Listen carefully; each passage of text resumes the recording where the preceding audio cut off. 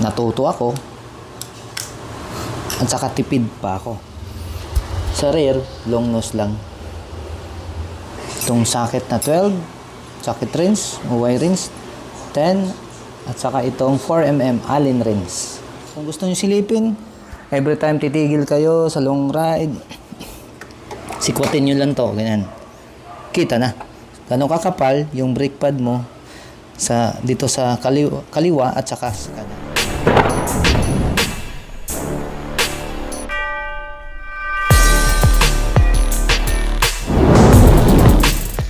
Okay, good morning. So, pag-usapan natin ang ating motor ngayon. Paano magpalit ng brake pad sa harap at sa likod. So, panoorin nyo to ang video ito para makatulong, para maiwasan natin ang aksidente sa biyahe natin.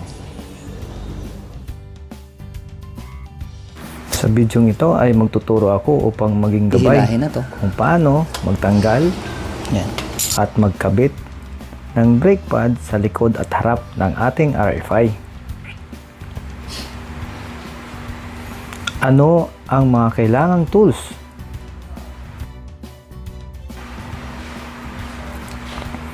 Ito ay basic lang, sabi ng iba. Pero para sa akin, ito ay maaring makapagligtas sa kapahamakan sa ating bawat biyahe.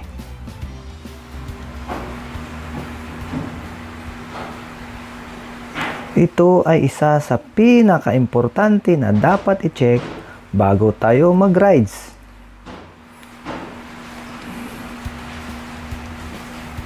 Sa hindi pa nakapag-subscribe dyan, paki-subscribe naman, like, at hit that bell icons upang maging updated sa bawat video na aking gagawin.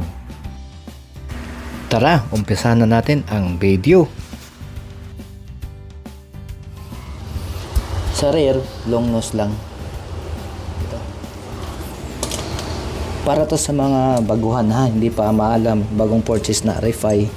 So, ganito gawin nyo. So, yung motor ko is nasa 3 years and 8 months. Ang odo natin ay nasa 51K odo or 51,000. So, paano ako nagpapalit ng brake pad? Anong kailangan kong tools? Ito lang ang kailangan ko. Pliers. Yun lang. So, paano? Ito sisikwatin mo to.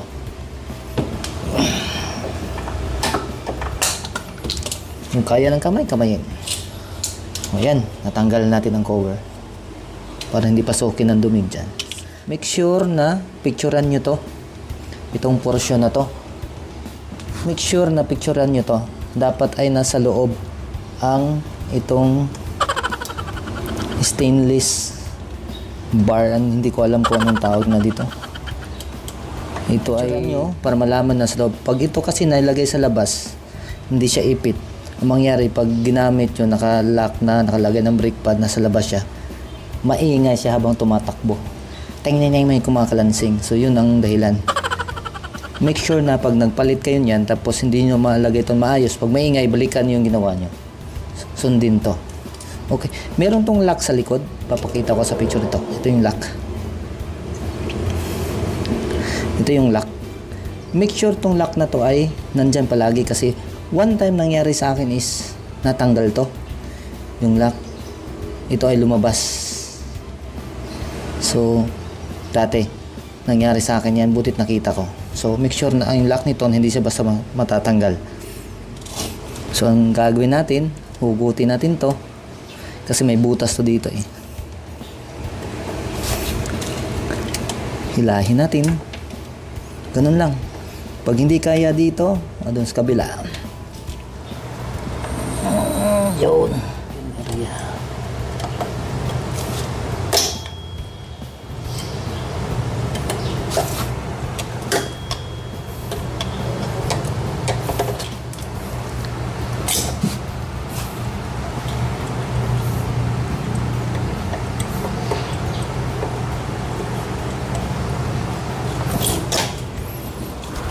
Yun, tanggalan natin.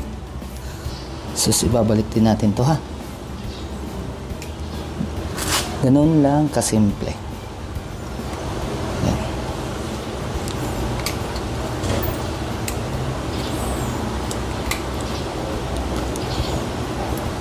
So natanggal natin tong pin, lagay natin dyan.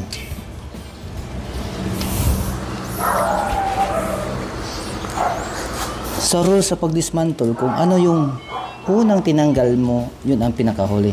So maigi na ito, then sunod ihabit nyo na 1, 2, 3. Okay, itabi lang yan, numbering 1, 2, 3. Hihilahin natin to, tatalsik to ha. Tingnan. Yun, nakita. Yun, nakita. 3. Then 4. Then, ito, hihilahin na to. Yan. May caliper to isa dito. May caliper din dito isa.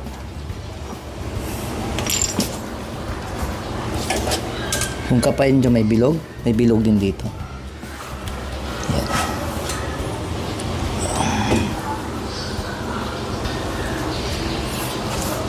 Nakita yung dalawang ito. So, ano pa siya? Pwede pa siyang gamitin. Kasi may guhit pa. May guhit pa. So, baka lumayo tayo. So, palitan natin ng bago.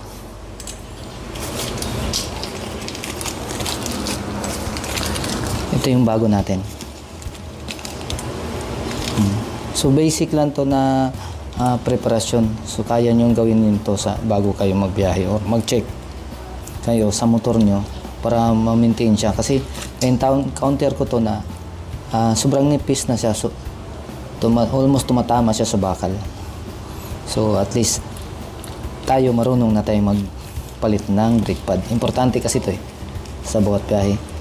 Kasi pag ito napudpud, hindi mo napansin, na-disregard mo yung maintenance mo, checking, anytime, pwede ka mabangga kasi hindi kakapit yung preno mo sa likod. Ngayon, papalitan na natin. Kung may hangin kayo, pwede yung air blow dyan. O brush. So, brush lang natin. Tanggal yung mga unnecessary gabok.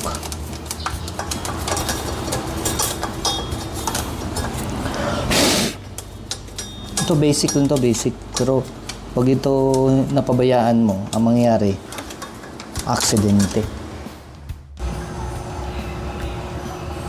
Inipasok naman natin ang ating unang brake pad sa kaliwa. Next, sa kanan. Then, ang pin, lock pin. Yun. Sunod na naman natin ang ating lock sa pin. Ito yon. Kita nyo? Yan. Susok natin sa likod, sa kaliwa.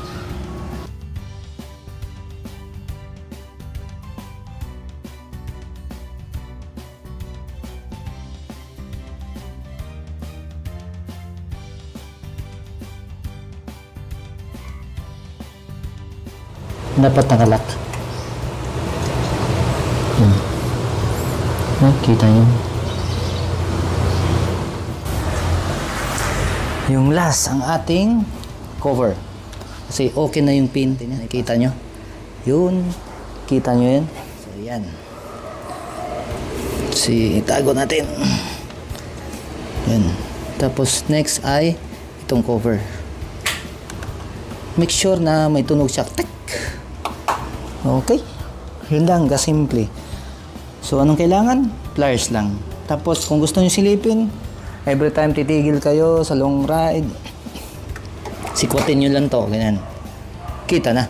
Gano'ng kakapal yung brake pad mo dito sa kaliwa at saka sa kanan. Ganun lang kasimple. Okay? Next naman ang ating front brake. Next naman ang ating front brake. Anong tools ang kailangan? Ito 12 mm para sa dalawa. Then ito 10 mm para dito. Tinatawag sa amin to is M5, pero ang size niya, distance nito is 4 mm. 4 mm size, 4 mm. Ang nakalagay 4 mm. Okay? Ito ay pangtanggal sa screw dito. Okay, umpisahan na natin ang ating pagtanggal sa brake pad at magpalit.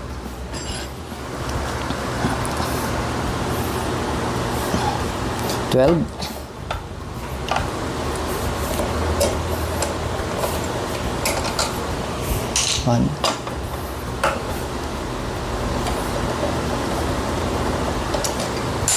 Two. Yung 10 mm.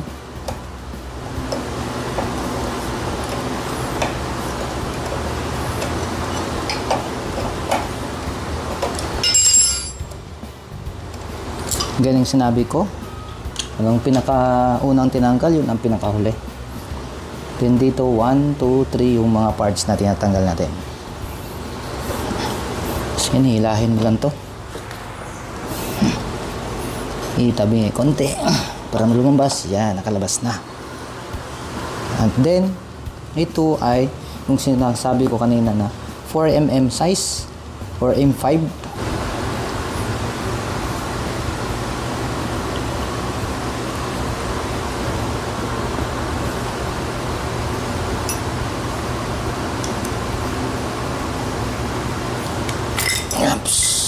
Okay.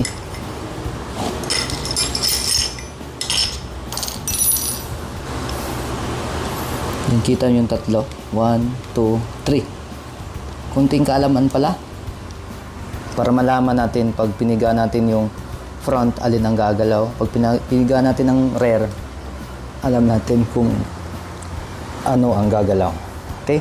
Try natin ang yung right lever ko para sa front brake. Kita nyo yung gumagalaw. So itong 1, 2, 3. So yung 1 at saka 3, yun ang gumagalaw. Ibig sabihin, ito pag nagpreno ka ng front, gagalaw to. Mag-push para preno. Pag nagpreno ka ng rear, ito yung gagalaw. Okay? Yan. Tingnan nyo guys. Yan.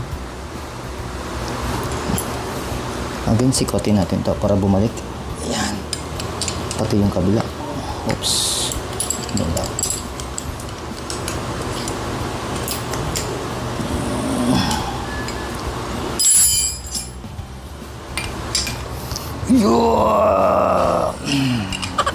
Ayan. Okay.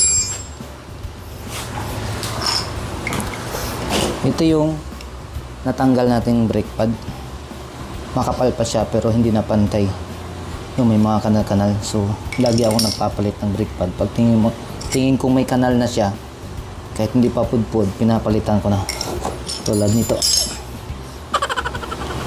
plain na siya.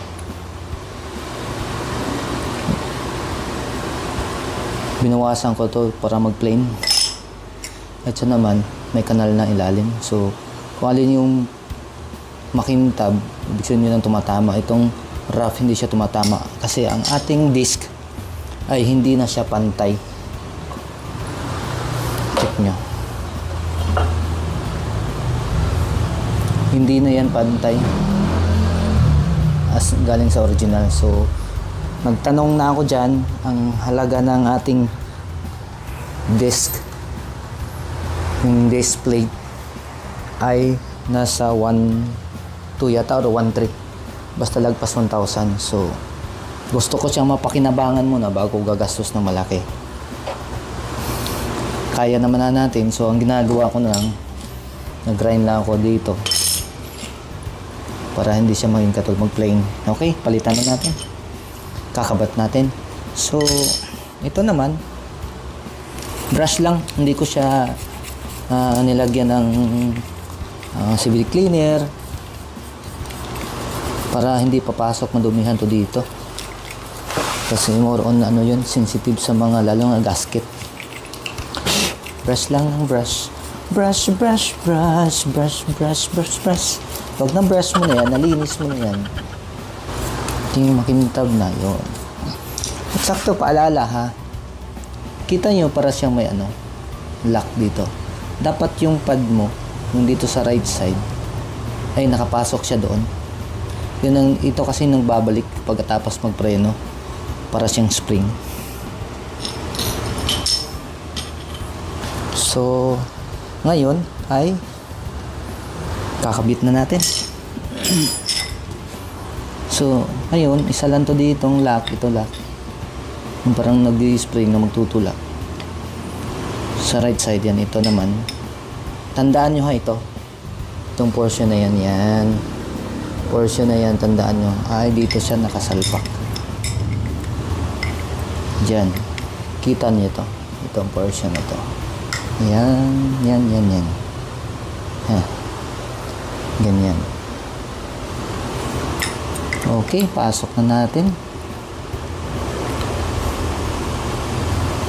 Yan, nakaposisyon na. Ito yung isa.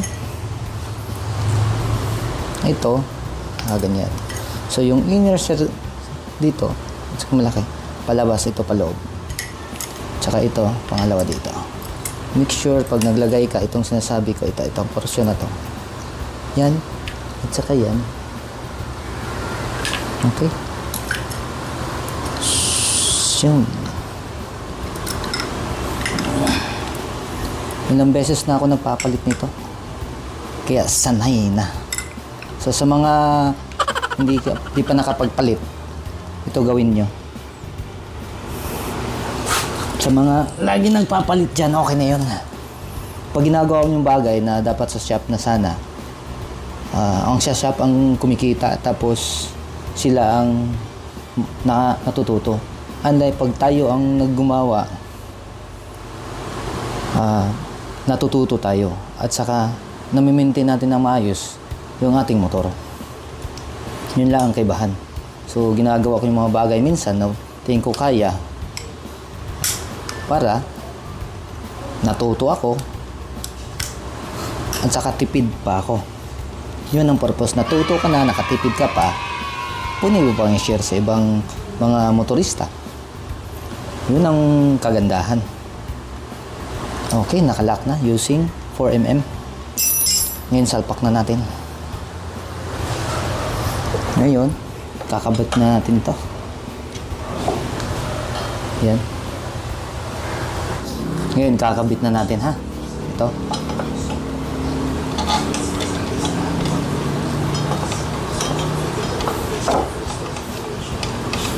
Hindi ako nagmamagaling sa pag-aayos ng motor.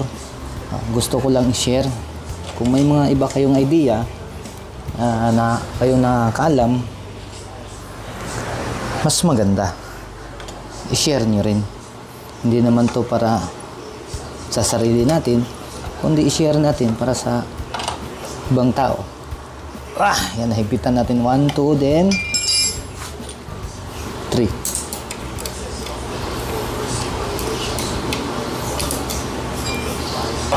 Gamit natin ang 10. Kanina 12, yan 10. Ito 12. 12 to 10 socket.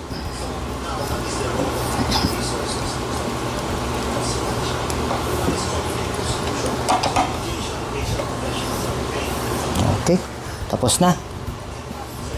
Paano magbaklas? Ang kailangan lang natin ay itong socket na 12, socket rings o wire rings 10, at saka itong 4mm Allen rings. Tapos na.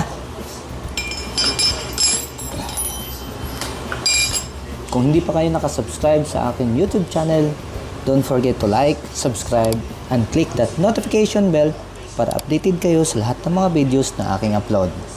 Bye-bye!